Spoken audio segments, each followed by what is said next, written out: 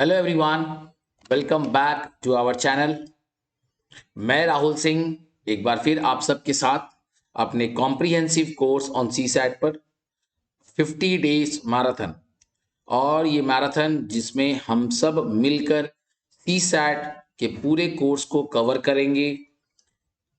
Majority questions को हम class में करवाएंगे, कुछ क्वेश्चंस हम आपके होमवर्क में एज प्रैक्टिस देंगे। संडे हमारा लाइव डाउट सेशन है, तो कल 1 बजे हमारा लाइव डाउट सेशन होगा, जहां पर आप इस वीक में जितने भी चैप्टर्स आपके हुए हैं आप उसको पूछ सकते हैं। Right, sorry, okay. So start करते हैं अपने टॉपिक को। और ये हमारा पार्ट 2 है स्पीड, टाइम एंड डिस्टेंस का, जिसमें आज हमने कहा था कि मैं आपको रिलेटिव स्पीड पे कुछ कंसेप्ट पे सम्स करवाऊंगा, ट्रेन्स के कुछ सम्स करवाऊंगा। जब ट्रेन एक ऑब्जेक्ट को क्रॉस करता है उस तरह के सम्स को क्रॉस करवाऊंगा, स्टेशनरी ऑब्जेक्ट, मूविंग ऑब्जेक्ट। और आज स्ट्रीम्स के सम्स करवाऊंगा। तो मैं पहले टारगेट स्ट्रीम पे लेता हूं, बोट्स एंड स्ट्रीम पे चलता हूं। बोट्स एंड स्ट्रीम पे क्वेश्चन को देखते हैं। नाउ लॉजिक क्या है, देखो मैं यहां पर एक बार आपके लिए समझाने के लिए ये कहता हूं कि मान लीजिए कि स्पीड ऑफ बोट जो है इन स्टिल वाटर, मैं ये मानता हूं speed of boat in still water भी 1 किलोमीटर पर आवर। ये किलोमीटर पर आवर हो, मीटर पर सेकेंड हो, it's not a big deal. Speed of boat in stream यानी रिवर में उसका स्पीड क्या है, वो है बी, या स्पीड ऑफ स्ट्रीम बोलो, बोट नहीं बोलो, स्पीड ऑफ स्ट्रीम बोलते हैं। तो वो क्या होगा, बी किलोमीटर पर आवर। मैं ये अज्यूम कर रहा हूं, ठीक है। अब मेरी बात को समझो। फॉर एग्जाम्पल मैं ऐसे समझो, बोट्स स्ट्रीम की बात छोड़ दो, आप रन कर रहे हो और आपका स्पीड जो है for example 10 kilometre per our का, आपका स्पीड जो है वो 10 किलोमीटर पर आवर का, ठीक है। और अगर आप जब रन करोगे तो एक हवा, एक विंड चलेगा आपके साथ, पक्का बात है। अब दो तरीके हो सकते हैं। देखो मान लेते हैं कि अगर विंड इस डायरेक्शन में फ्लो कर रहा है, विंड का अपना कुछ स्पीड होगा, होगा ना। अब या तो आप ऐसे मूव करोगे और या तो आप ऐसे मूव करोगे, परफेक्ट बात है। अब आप मेरे को एक बात बताओ, जब आप विंड के साथ मूव करोगे तो आपका स्पीड इंक्रीज होगा ना। आप दौड़ रहे हो और आपको पीछे से एक विंड का प्रेशर है तो आपका स्पीड और तेज होगा, परफेक्ट बात है। सेम वे जब आप दौड़ रहे हो और विंड आपके सामने से है तो विंड आपको रोकने की चेष्टा करता है, कोशिश करता है, और आप उसको पुश करते हुए आप आगे बढ़ते हो। कहीं ना कहीं जो स्पीड होगा वो डिक्रीज होगा, यस और नो। चाहिए ये बात, कंसेप्ट समझ में आ रहा है। तो मैं कह रहा हूं कि अगर बोट का स्पीड अपना, मतलब बोट मतलब तुम, और एक स्ट्रीम, स्ट्रीम मतलब वो पानी का, या अगर मैं इंसान की बात कर रहा हूं तो विंड का, जो भी समझो। तो अगर मैं, अब यहां पे दो शब्द आते, एक आता अपस्ट्रीम और एक आता डाउन स्ट्रीम। डाउन स्ट्रीम का मतलब होता है when you are moving with the stream. Down मतलब you are moving with the stream. तो ये जब आप सेम डायरेक्शन में मूव करते हैं तो डाउन स्ट्रीम, और जब आप अगेंस्ट द डायरेक्शन मूव करते हैं तो हम कहते हैं upstream. Are you getting my point? इस कंसेप्ट को समझो। डाउन स्ट्रीम मतलब स्ट्रीम के साथ, अप स्ट्रीम मतलब स्ट्रीम के अगेंस्ट, परफेक्ट बात है। तो अगर आप स्ट्रीम के साथ चल रहे हैं, हवा के साथ चल रहे हैं, तो आपका स्पीड इंक्रीज होगा, आपका स्पीड हो जाएगा a प्लस बी। और अगर आप हवा के विरुद्ध चल रहे हैं, स्ट्रीम के विरुद्ध चल रहे हैं, तो आपका स्पीड जो है वो डिक्रीज हो जाएगा, क्योंकि हम उसको अपस्ट्रीम कह रहे हैं। वहां पर स्पीड हो जाएगा a minus B. Hope it is clear to all, perfect बात है, कोई दिक्कत नहीं। तो देखो कंसेप्ट से सब लर्न करो, फॉर्मूला से लर्न मत करो। जब आप डाउन द स्ट्रीम जाते हो, विद द स्ट्रीम है, डाउन द स्ट्रीम मतलब with the stream, and when you are moving with the stream your speed will increase. When you are moving against the stream your speed will decrease. Decrease के case में minus, increase के case में plus. Concept clear? Very good. Now अब इसी के साथ एक और फॉर्मूला निकलता है कि मान लो आपको अपस्ट्रीम का स्पीड दिया हुआ, स्पीड ऑफ अपस्ट्रीम दिया हुआ, हालांकि वो फॉर्मूला यही से ऊपर पीछे से ही आ रहा है, वो कोई मैटर नहीं करता। मान लो स्पीड ऑफ अपस्ट्रीम आया तुम्हारा x किलोमीटर पर आवर और स्पीड ऑफ डाउनस्ट्रीम आया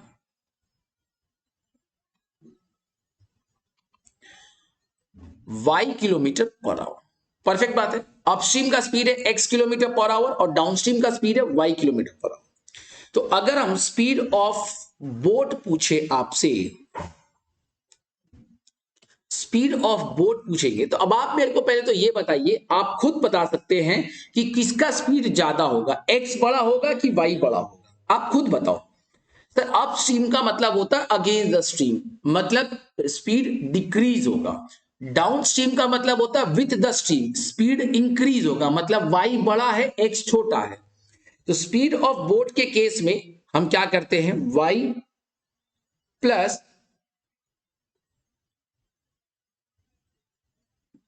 x डिवाइड बाई 2, और स्पीड ऑफ स्ट्रीम के केस में करते हैं y minus x divide by 2। ये फॉर्मूला है। अब आप पूछ सकते हो कि सर ये फॉर्मूला आया कहां से, तो बेटा कोई बहुत बड़ी बात नहीं है, फॉर्मूला कहां से आया अगर आप ये समझने की कोशिश करोगे तो मैं आपसे ये बोलूं, चलो मैं आपको दिखा देता हूं। क्या मैं ये कह सकता हूं कि a plus B is equals to down, a minus B is equals to U, upstream and downstream. पक्का बात। मान लो अगर मुझे a निकालना है फॉर एग्जाम्पल, तो अगर मैं इसको सॉल्व करूं तो ये b और b कट गया, पक्का बात है। तो 2a is equals to d plus U, a is equals to d plus U by 2। जहां पर हमने डाउन स्ट्रीम का वैल्यू लिया था y और अप स्ट्रीम का वैल्यू लिया था x डिवाइड बाई 2। देखो यही फॉर्मूला है ना बोर्ड का। कंसेप्ट समझ में आ रहा है मेरे भाई। अगर आप वैसे ही दूसरे को सॉल्व करोगे तो वही फॉर्मूला बनेगा, फॉर्मूला बनाना सीखोगे तो मजा भी आएगा, राइट और रॉन्ग। तो एक क्यों हुआ, अपस्ट्रीम डाउनस्ट्रीम कंसेप्ट समझ में आया, उससे आपका बोट का स्पीड और स्ट्रीम का स्पीड निकालने का तरीका हम सीखे। अपस्ट्रीम डाउनस्ट्रीम कंसेप्ट से गए और बाकी उसको यूज करके उस फॉर्मूले को इक्वेट करके हम बोट और रिवर का स्पीड निकाले। कोई दिक्कत नहीं है आपको यहां तक? नहीं सर, अब तो क्या ही दिक्कत है कि नहीं। आइए कुछ सम्स देखते हैं, क्वेश्चन को समझते हैं। थोड़ा स्टैंडर्ड टाइप का सम्स लेकर आए हैं। A boat goes 12 kilometre in 1 hour in still water. तो बोट का स्पीड, स्पीड ऑफ बोट क्या है, स्पीड ऑफ बोट होगा डिस्टेंस अपॉन टाइम होता है, that is 12 by 1, 12 kilometre per our.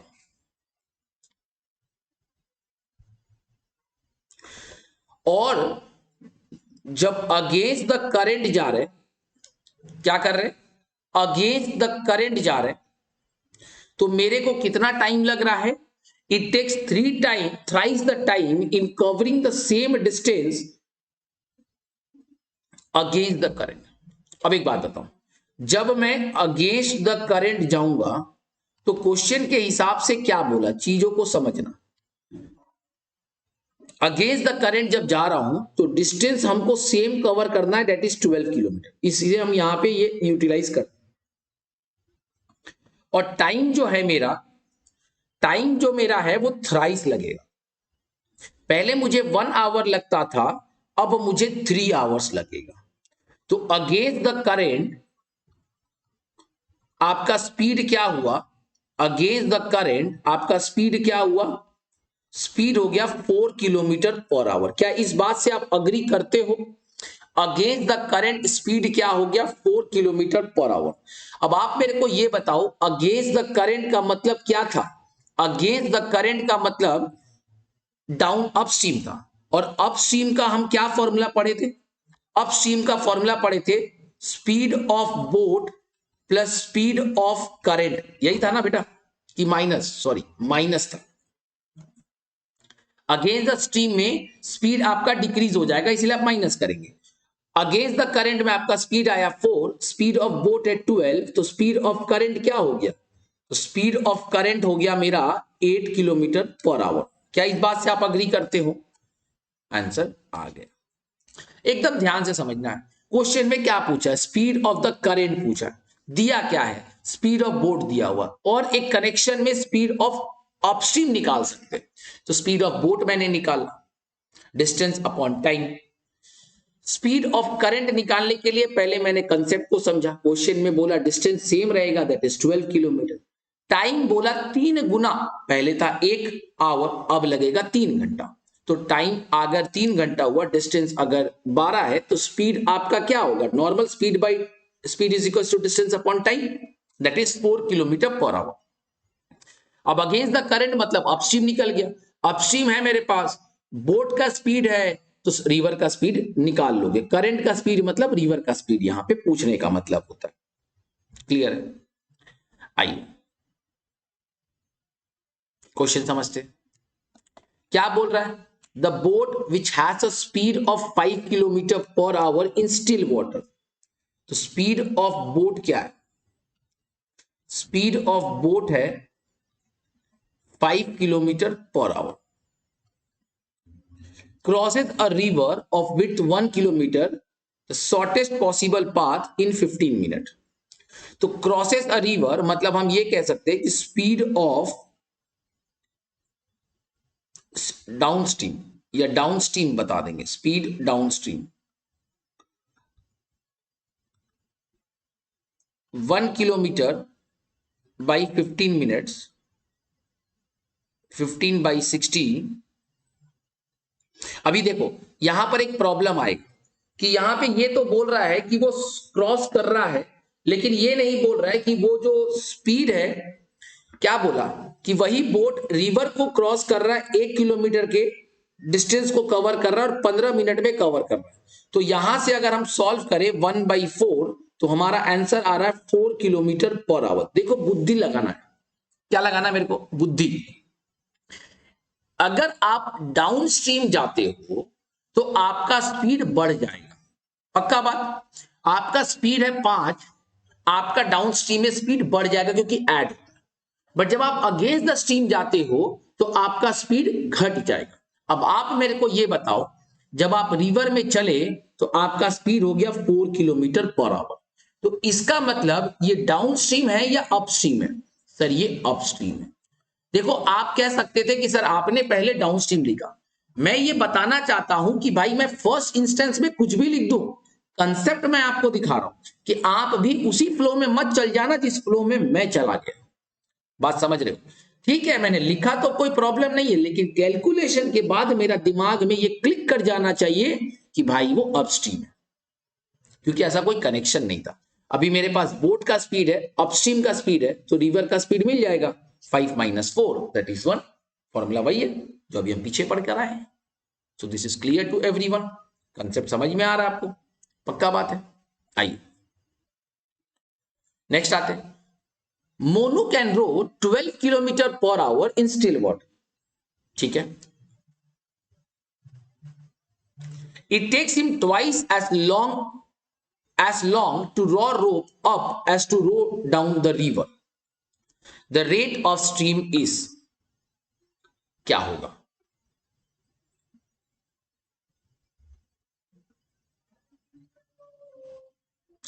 देखो ये जो मोनू का रो है 12 किलोमीटर इन स्टील वाटर, ये स्पीड ऑफ बोट बोल सकते हो, यानी स्पीड ऑफ बोट बोलो या मोनू बोलो, whatever you want to say, क्योंकि बोट अपने तो नहीं चलेगा ना, मोनू चलाएगा। तो स्पीड ऑफ मोनू है 12 किलोमीटर पर आवर। इसको मैं ऑप्शन से खेलूंगा तो ज्यादा मजा आए, ठीक है। अब आप समझना क्वेश्चन में क्या बोल रहा है, it takes him twice as long to row rope up as to row down the river. मतलब मैं जब डाउन जाऊं या अप जाऊं, अप में मुझे डबल टाइम लग रहा है, डाउन में मुझे कम टाइम लगेगा, बट ऑब्वियस बात है ये तो हम भी जानते हैं। तो स्पीड का रेशियो क्या हो गया, 2:1 हुआ। क्या स्पीड का रेशियो क्या हो गया, 2:1। अब इसका कंसेप्ट आप बड़ा सिंपल रख सकते हो, ऑप्शन से खेल लो, रेट ऑफ स्ट्रीम पता करो। तो अगर मैं ये मानूं कि रेट ऑफ स्ट्रीम मेरा 2 है, तो मैं ये कहूंगा ना 12 + 2 14, 14/14 होगा, और 12 माइनस 2 होता है 10, जिसका रेशियो आपका 2:1 नहीं आ रहा है। 12 प्लस 4 16 और 12 माइनस 4 8, इसका रेशियो 2:1 आ रहा है। आप दूसरे को भी चेक कर सकते हो, 12 माइनस 5 7, और सॉरी 12 प्लस 5 17 और ये 7, ये भी नहीं हो रहा है। 12 प्लस 6 18, 12 माइनस 6 6, इसका रेशियो हो रहा है 3:1। बट अपने क्वेश्चन के हिसाब से तो रेशियो क्या है 2:1, वरना इसको अगर सॉल्व करने जाओगे तो शायद समय ज्यादा लगेगा compare to your mind. Reasoning का कंसेप्ट है, बुद्धि लगाओ, हर समय सॉल्व करने का तरीके पे मत जाओ, ये बुद्धि लगाना पड़ेगा। क्वेश्चन समझ में आया? क्या बोला था? इट टेक्स हिम ट्वाइस, कितना टाइम लगा? डाउन स्ट्रीम में कम लगता है, अपस्ट्रीम में ज्यादा लगता है, विरुद्ध जा रहे हैं। अपस्ट्रीम मतलब अगेंस्ट, डाउनस्ट्रीम मतलब विथ, ऑब्वियस बात है। तो यहां स्पीड ज्यादा होगा, यहां स्पीड कम होगा, ये भी हम जानते हैं। तो उस कंसेप्ट से हम सम्स को सॉल्व किए। आई गेस अब आपको बोर्ड्स के सम्स समझ में आ रहे होंगे और आप बोर्ड्स के सम कर पाओगे। अब देखो इस तरह के क्वेश्चन जो है ये थोड़ा है बड़ा सिंपल। अब आप मेरे को ये बताओ, क्वेश्चन को पढ़ेंगे। इन अ 500 metre race B starts 45 meter ahead of A, but A wins the race while B is still 35 meter behind. What is the ratio of the speed of A to B, assuming that both start at the same time? Now tell me one thing. Concept को समझिएगा, ये है मेरा starting point. A यहीं से start कर रहा है, बट B के लिए एक हम 45 मीटर अहेड बोले, जा बेटा जा, जी ले अपनी जिंदगी, और बी को यहां से शुरुआत करने दिए, बोले जा तू तो बच्चा है, ठीक। और ये चला और रेस स्टार्ट हुआ। रेस स्टार्ट होने के बाद कौन पहले पहुंचा? ए पहले पहुंचा। अब आप मेरे को ए ये बताओ कि ए एक्चुअल पूरा 500 मीटर का रेस कवर किया? पक्का बात है। जब विन हुआ तो ये देखा गया कि बी अभी भी 35 मीटर पीछे है। क्या इस बात से आप सहमत हो? ए कहां से, ए स्टार्टिंग पॉइंट से स्टार्ट किया, बी को 45 मीटर अहेड बोला जाओ स्टार्ट कर लो, और जब रेस खत्म हुआ तो ए तो कंप्लीट कर लिया, यानी ए ने कितना डिस्टेंस कवर किया? 500 मीटर, और बी ने ये 45 मीटर आगे खड़ा था और 35 मीटर पीछे रह गया पहुंचने से, यानी वो एक्चुअल यही डिस्टेंस कवर किया। क्या आप इस बात से अग्री करते हो? वो यही डिस्टेंस कवर किया ना, यही डिस्टेंस को उसने कवर किया, यानी वो 80 मीटर कम चला, 420 मीटर चला। कोई दिक्कत? तो कितना डिस्टेंस चला? 420 मीटर। पक्का है भाई?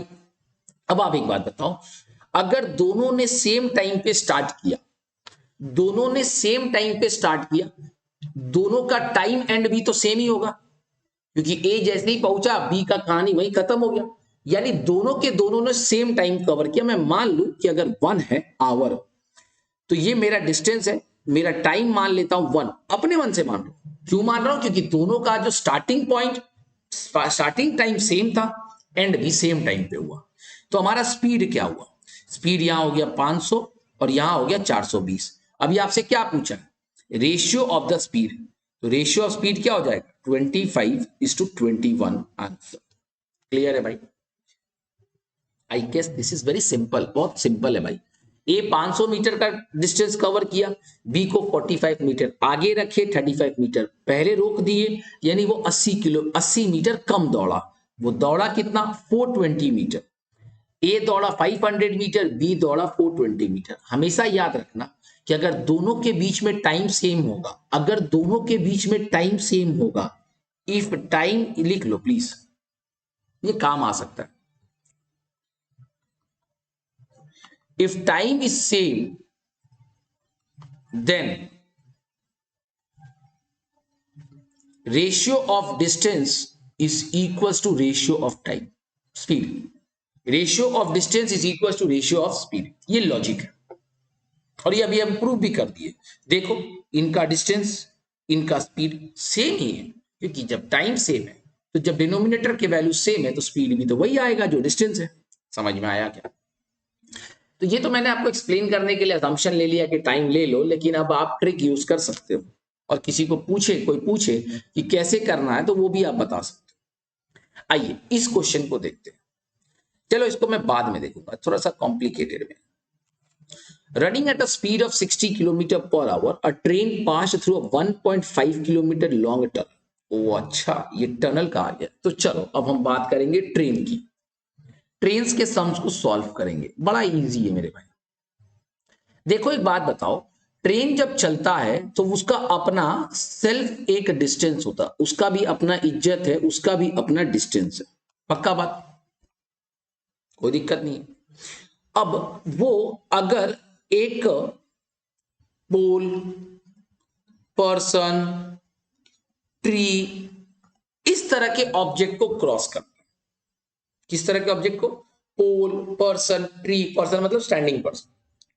तो देखो इस तरह की चीजों को मेजरमेंट, अब हमारा मेजरमेंट अगर करोगे तो हमारा जो, अगर मैं ऐसे खड़ा हूं, ट्रेन ऐसे जा रहा है, अगर मैं ऐसे हूं तो मैक्सिमम मेजरमेंट क्या होगा? यहां से यहां तक. पक्का ना? ये कितना है भाई? हम तो बहुत दुबले पतले, तो अराउंड क्या होगा, जो भी 18-20 सामने फ्रंट होगा, यही होगा. अब हमारा तो 56 इंच का सीना है नहीं. तो कहने का मतलब यहां पर यह है कि लॉजिकल बात करते कि एक पोल, एक ट्री, एक पर्सन का जो डिस्टेंस कवरेज हो, डिस्टेंस ऑक्युपाई होता है, मेजरमेंट जो होता है वो बहुत नेग्लिजिबल होता है, और इसीलिए हम इनको जीरो मानते हैं. बट अगर वो एक ट्रेन को क्रॉस करे, एक ब्रिज को क्रॉस करे, एक स्टेशन को क्रॉस करे, इस तरह की चीजों को करे, तो ट्रेन का अपना मेजरमेंट है, मैंने कहा उसका अपना इज्जत है. ब्रिज का अपना मेजरमेंट है, स्टेशन का अपना मेजरमेंट है. तो हमें ये पता है कि ये इतने बड़े बड़े स्टेशन होते हैं, इतने बड़े बड़े मेजरमेंट होते हैं कि आप इसको जीरो नहीं ले सकते. तो इनका डिस्टेंस अपना कुछ होगा, सेल्फ डिस्टेंस होगा. होगा ना? So this is clear to all. Pole, person, tree, we are taking it as zero. Why? We have understood that sir, उसका मेजरमेंट का कोई सेंस नहीं है. बट जब आप ट्रेन, ब्रिज, स्टेशन को क्रॉस करते तो इनका अपना डिस्टेंस है. तो इस मोमेंट ऑफ टाइम पे यहां पे इस ट्रेन को क्या क्रॉस करना? अपना डिस्टेंस क्रॉस करना है और इनका डिस्टेंस क्रॉस करना है. पक्का बात? सेल्फ डिस्टेंस प्लस इनका डिस्टेंस, और इनका डिस्टेंस कितना होगा? Zero, divide by time. यही तो होगा स्पीड का formula. Speed is what? Distance upon time. Distance upon time. Train जब खुद चल रहा है तो ट्रेन का अपना एक सेल्फ डिस्टेंस है, जो उसको हम डिस्टेंस बोलेंगे, लेकिन पोल, पर्सन और ट्री का डिस्टेंस को हम जीरो मानते हैं. कोई दिक्कत? लेकिन इस केस में आपका स्पीड क्या होगा? Self distance plus others distance. अपना डिस्टेंस, ट्रेन का खुद का इज्जत, और सामने वाले ट्रेन का खुद का इज्जत, डिवाइडेड बाई टाइम. क्या मेरी बात समझ में आ रही है? तो बड़ा बेसिक सा बात है, कोई इसमें बहुत बड़ा ये नहीं है. मैं आपको ये समझाना चाहता हूं कि कंसेप्ट क्या है. क्लियर? आइए, क्या बोल रहा है? ट्रेन का स्पीड दिया हुआ. ट्रेन का स्पीड क्या है? 60. तो speed is equals to distance upon time. यही फॉर्मूला होता है ना मेरे भाई? यस. स्पीड कितना दिया हुआ, जो दिया हुआ पहले मैं वो लिख लेता हूं. 60 किलोमीटर पर आवर. डिस्टेंस, अभी आप देखो, वो ट्रेन खुद का डिस्टेंस भी पार करेगा, खुद का लेंथ भी क्रॉस करेगा, और टनल के लेंथ को भी क्रॉस करेगा. अभी किसका लेंथ दिया हुआ? ये टनल का लेंथ दिया हुआ, यानी length of train plus length of tunnel, यही तो वो डिस्टेंस कवर करेगा, और डिवाइडेड बाई जो टाइम कंज्यूम होगा. आराम से चीज को समझो. तो ये मेरा 60 kilometre per our. Length of train हमको नहीं पता, तो मैं उसको x ले रहा हूं, और लेंथ ऑफ टनल को मैं 1.5 किलोमीटर ले रहा हूं. जो दिया हुआ पहले मैं उसको पुट करता हूं, अभी लिखिए मत. और टाइम लग रहा है 2 minute. Now sir, one problem है arised. What is the problem? Sir, the problem is here the speed is in kilometre per hour, here the distance is in kilometre, and here the time is in minute. We are in a diplomatic situation. Why? Sir, either we will convert our speed in meter per second or in kilometer per hour. मतलब time को बदले, speed को बदले, किसको बदले? तो आसान तो हमेशा यही होता है कि स्पीड को बदल दो. तो आपको एक बात पता होना चाहिए कि स्पीड में मैं उसको लिखवा दूंगा फ्रेश में। अभी के लिए आप एक बार समझ लीजिए कि मैं जो बता रहा हूं, किलोमीटर पर आवर से मीटर पर सेकेंड जाने के लिए इंटू 5/18 करते। मैं बताऊंगा क्यों करते हैं, कैसे होता है, सब बता दूंगा। हालांकि क्यों कैसे से कोई मतलब नहीं है, ये सब आप जानते हो, ठीक है। इस इक्वल्स टू, अब हम इसको किस में कन्वर्ट कर दिए, मीटर पर सेकेंड में। तो यहां पर हमको भी डिस्टेंस को मीटर में और टाइम को सेकेंड में कन्वर्ट करना हो। ये x हो गया 1.5 किलोमीटर यानी 1500 मीटर हो गया, और सेकेंड हमारा हो गया 120। क्या इस बात से आप अग्री करते हो मेरे भाई? परफेक्ट बात है। तो जो कट जाए उसको काट दो। अब जब ये तो एक साथ ही कटेगा ना, ये तो प्लस के सिंबल में, तो मैं 6 के टेबल में गया ये 3 टाइम्स, 6 के टेबल में गया ये 20 टाइम्स, 3 के टेबल में गया ये 20 टाइम्स, कोई दिक्कत? अभी 20 into 500 is equals to X plus 1500 divide by 20।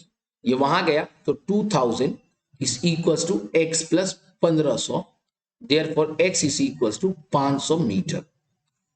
मेरे को एक्स पढ़ाने का कोई लॉजिक नहीं था, बट ये मुझे लगता है कि कई एक समय ऐसी आ जाती है जहां पर एक्स का इस्तेमाल कर लेना चाहिए, है कि नहीं? तो वही मैं कर रहा हूं, ठीक है मेरे भाई। अब आपको अभी मैंने कहा था कि सर मैं आपको बताऊंगा कि स्पीड का कन्वर्सन, तो किलोमीटर पर आवर से मीटर पर सेकेंड और मीटर पर सेकेंड से किलोमीटर पर आवर। सर ये हमको पता है कि 5/18 और 18/5 है, बट हम कई बार कंफ्यूज हो जाते हैं कि कौन सा में 5/18 होगा और कौन सा में 18/5 होगा। तो देखिए बड़ा कौन है, ये बड़ा है, पक्का बात है, मेजरमेंट के हिसाब से, वैल्यूज के हिसाब से ये इज्जतदार है, बड़ा है, और ये छोटा है। तो जब आप बड़े से छोटे में जाओगे तो ऑब्वियसली छोटे नंबर से मल्टीप्लाई करोगे, इसीलिए यहां पे 5/18 से मल्टीप्लाई होगा। और जब आप छोटे से बड़े में जाओगे तो बड़े नंबर से मल्टीप्लाई करोगे, दैट इज 18/5। अब आपको ये तो पता है ना कि ये छोटा है और ये बड़ा है, तो होप इट इज क्लियर, आपको याद भी हो जाएगा। कभी फुर्सत में बता दूंगा कि क्यों ये 5/18 और 18/5 है। अगर आपको इस पे जरूर कुछ क्वेश्चन हो तो आप पूछ सकते हो कमेंट बॉक्स पे, तो मैं इस पे एक वीडियो डाल दूंगा, राइट।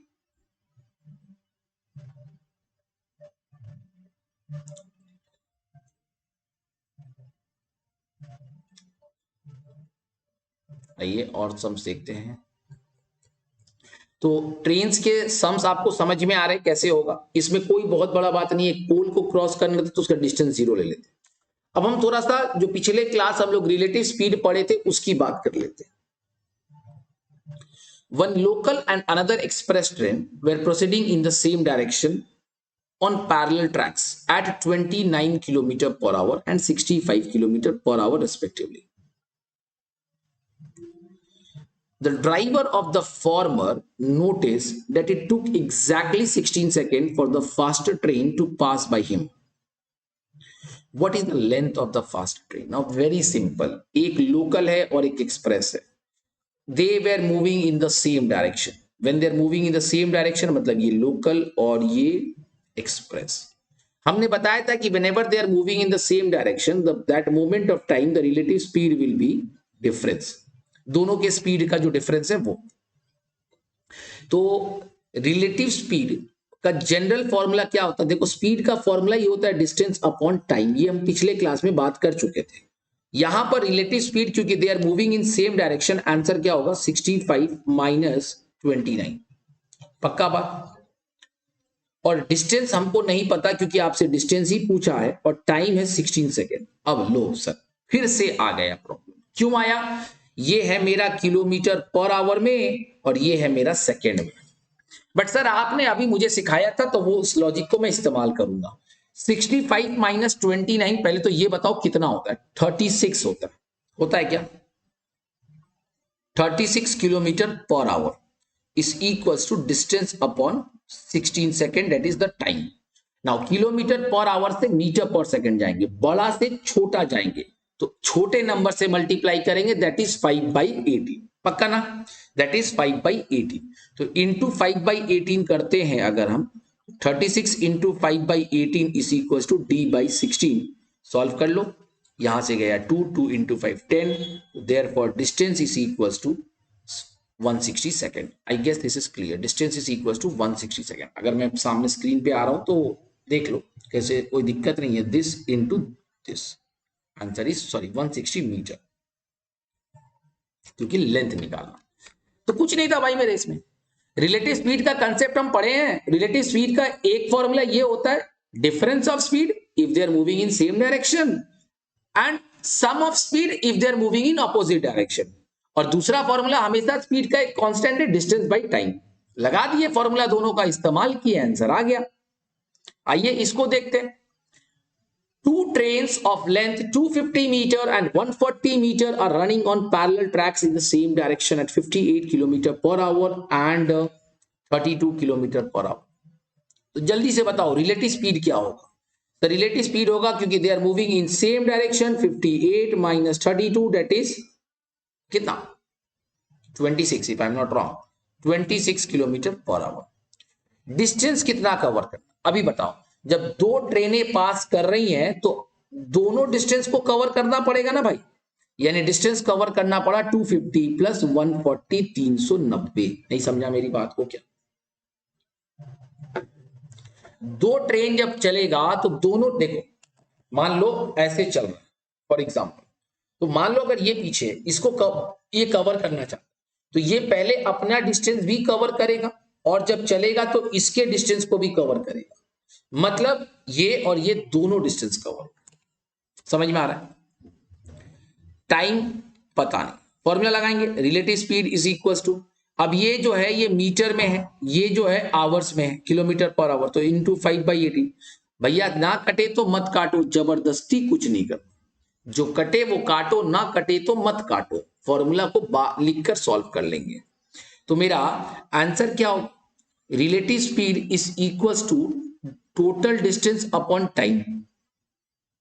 रिलेटिव स्पीड है 26, इसको 5/18 से कन्वर्ट करेंगे, टोटल डिस्टेंस कितना है मेरे भाई, 390, और टाइम पूछा है, पक्का ना? अब आप मेरे को ये बताओ,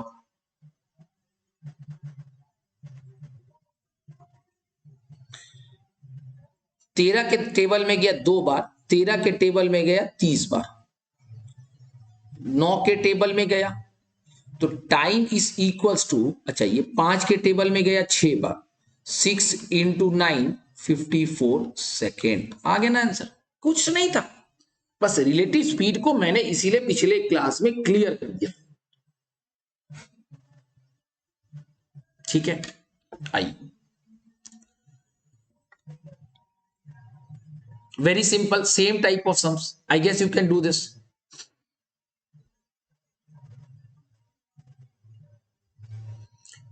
आपको डिस्टेंस निकालना है तो आप कर सकते हो, रिलेटिव स्पीड का फॉर्मूला यहां भी लगाओगे। तो आई गेस ये भी हो जाएगा, कोशिश जरूर करना। सब सम्स मैं नहीं करवा रहा हूं, मैंने आपको मेजॉरिटी कंसेप्ट आपको बता दिया। रिलेटिव स्पीड दिखाया, पोल के सम्स दिखाए, ट्रेन के सम्स को दिखाया, ट्रेन को एक दूसरे से क्रॉस दिखाया। सो आई गेस मैंने टाइम, स्पीड एंड डिस्टेंस, क्योंकि मेरा यहाँ पे फोकस हमेशा ज्यादा रहता है, क्योंकि ये बड़ा कंफ्यूज टॉपिक बनता है कई बार। So please to take care of yourself. I hope you all are enjoying my class. Thank you so much for your love and support. आप सबका प्यार, अभी स्टूडेंट्स के कमेंट्स बढ़ते जा रहे हैं, अच्छा लग रहा है। प्लीज हमारे चैनल को सब्सक्राइब करें, शेयर करें। अभी आपका प्यार, आपका सपोर्ट बहुत जरूरी है और हमेशा ही जरूरी रहेगा, ऐसा नहीं है कि सिर्फ अभी जरूरी है। सो अपना प्यार जरूर दे। Thank you so much. Please take care of yourself.